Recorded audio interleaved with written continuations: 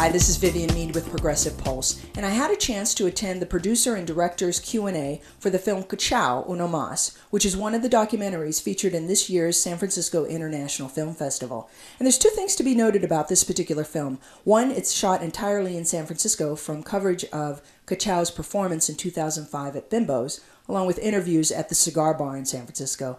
But second, and maybe more notably, is the fact that the film is the first production out of San Francisco State's Documentary Film Institute, which is a collaboration between the students and film professionals. Take a look at my session highlights and you'll see that it became more than just a Q&A. It became a tribute to the king of Mambo.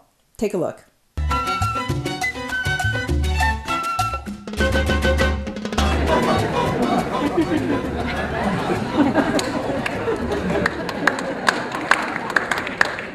He's like carrying the bass even though he doesn't have the bass with him. You know, and I went to his house and I said, Cachao, he had a bass, his bass he would call Luisito.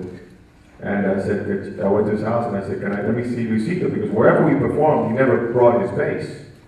And Luisito had the body of the bass was over here and the neck of the bass was over there. He didn't have a bass in his home that worked. So he only played when he played on stage. That's how prolific he had become with the instrument, and he had a small little keyboard. He's a great, he composes on piano. What was your vision for shooting that concert that night?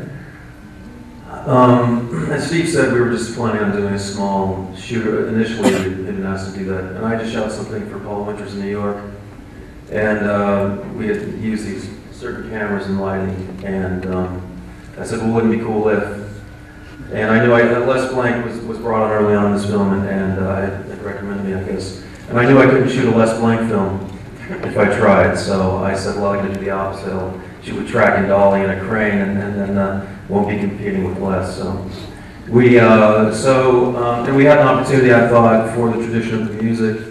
We looked at a lot of the tradition of the New York School of Photography from the 30s to the 60s, and these kind of underground caverns where a lot of that jazz happened in New York, and a lot of this Afro-Cuban happened. And we kind of took lighting cues from that, where it'd be a single light hanging from the ceiling, and you see all these silhouettes.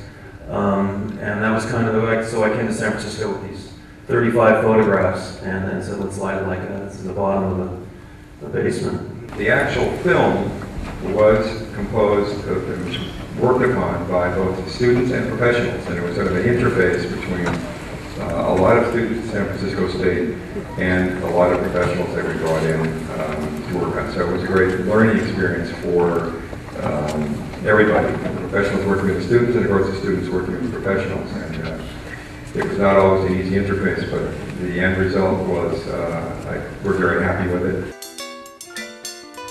I said to him, I said, Cachao, what do you want to do now? He asked me, I said, Cachao, I'd like to do I'd like you to write a song that starts with a fugue, a classical fugue, and then we'll go into a montuno, which will feature Jimmy Bosch on trombone. Because, and then we kind of alternating. One song would feature one instrument, Paquito Rivera, the other one would, and he said, okay. He says, tell the musicians to go on a break, and bring me a conga drum, and a piece of paper and a pencil. So he sits, I said, okay, take a break, everyone goes off to have coffee and stuff, and it's just me and him in the studio. He sits at the piano, right, and I figure, well, he's going to play something on the piano and write, He turns his back to the piano, he puts the conga drum between his legs, and uses it as a place to write on. never touches the drum. And he starts with a regular sheet of paper, with a line paper, just going.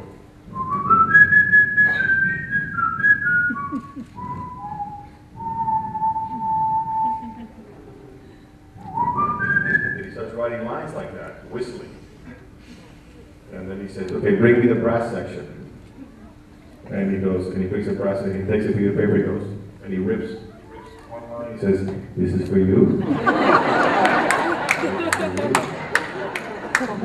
This is for you. And he had the four brass, Paquito, Gustavo Mario, Chocolate Menteros, and Jimmy Bosch. And then they rehearsed the fugue part. And then he said, okay, now bring the rest of the band. And then he created the transition to the montuno with the piano player, and we recorded the song in one take. And that's the way it was all the time. We just all I had to do is kind of spur an idea for him and go, okay, we'll do that. And just write it. He was a genius.